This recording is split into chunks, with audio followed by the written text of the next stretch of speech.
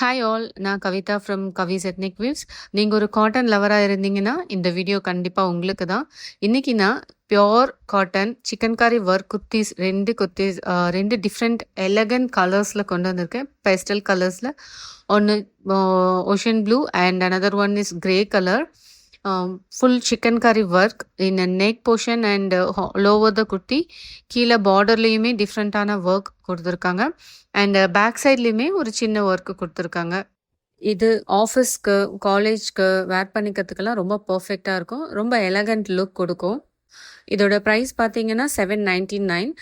Free shipping. Sizes வந்து L, XL and XXL 3 சைஸஸில் இருக்குது.